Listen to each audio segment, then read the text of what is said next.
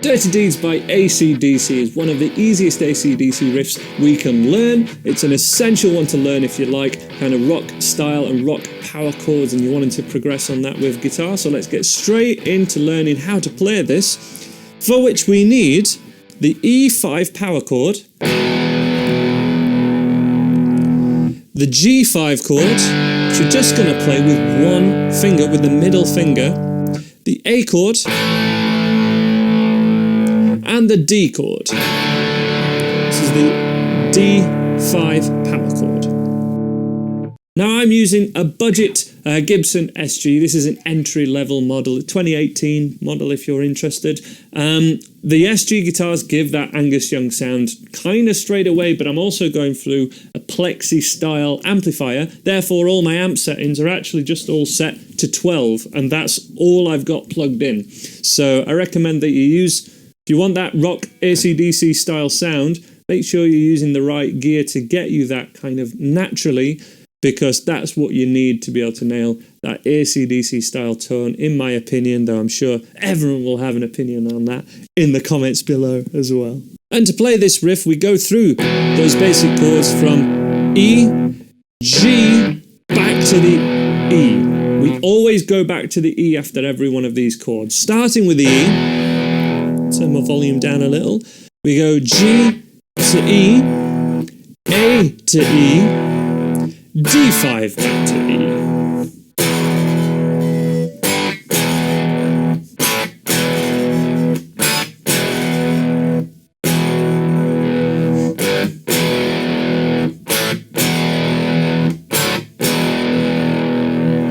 Two things I want you to check that you're doing at this point is only strumming the root note of each chord and then the next string down. So really 2 or a maximum of 3 strings per chord, the thickest string always being the root note of that chord. What do I mean by that? E5 and G5 we pick from string 6.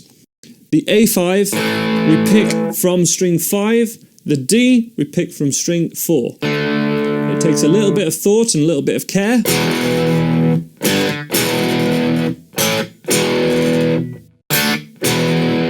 But that care gets you that rock sound very easily. The other thing we need to do is there's a mute before every one of these chords, which just simply means rest the outside of the palm of your hand over the strings to create silence.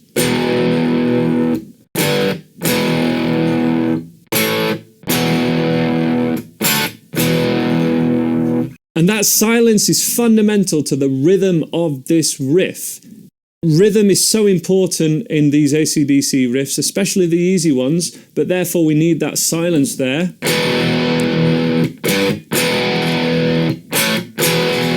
As well as the loud power chords to get that sound of the riff. One final time through this riff.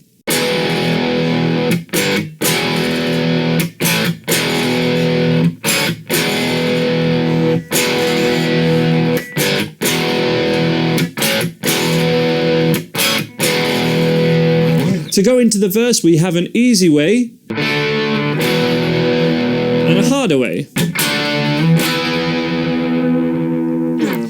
Either way, we're always just playing a D power chord to an E power chord. But the easy way to do that, even just with one finger, there's our D power chord to an E.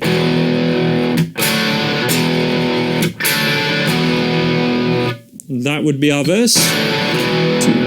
4, 1, 2, 3, 4, 1, 2, 3, 4, 1, 2, 3.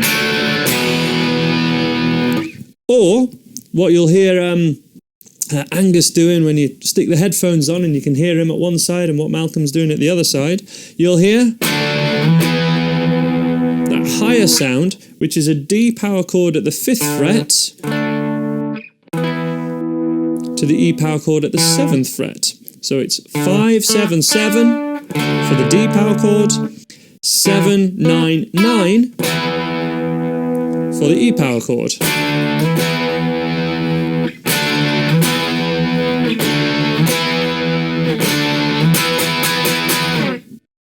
A little bit faster towards the end there. We'll play it over again, we're repeating it. And then 1, 2, 3, 4, 5. The easier way was...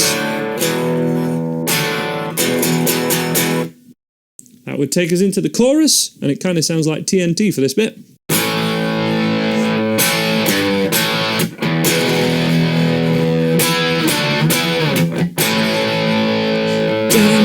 Cheap, cheap. That was A,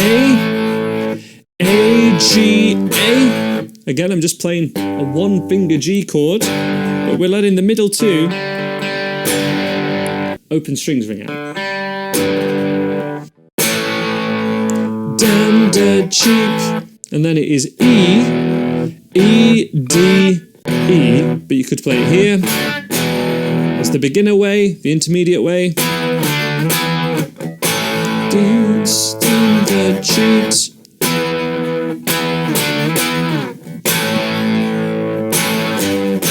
And then we finish. Dirty deeds and the dunder cheap. Dirty deeds and the dunder cheap. That whole thing just repeats again. And then we have the solo section, really wicked solo, but the chords underneath that solo are just a B power chord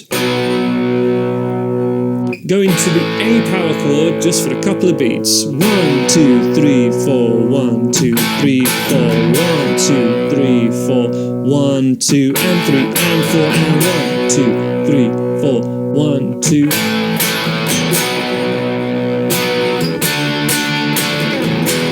Then back to the riff.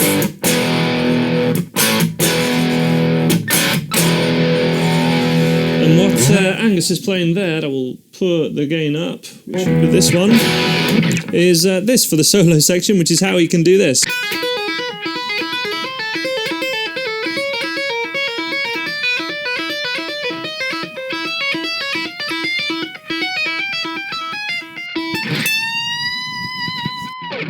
So all that's happening there is it's kind of similar to Thunderstruck in that we're using the 4th fret and the 7th fret. We're picking the highest string and then flicking off to that first finger and going to the open string.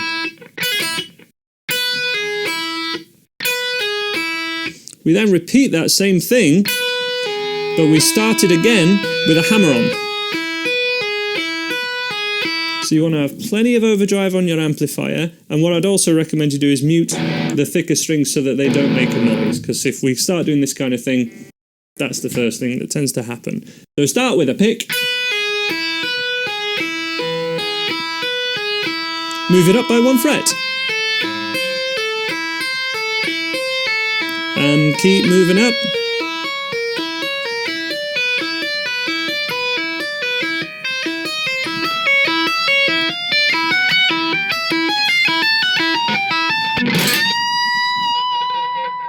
Ending with a bend at the 17th fret. The only other section that we have, just the ending, is the same as the riff, but dunder cheap is E, D, E, which you could play like that or down low.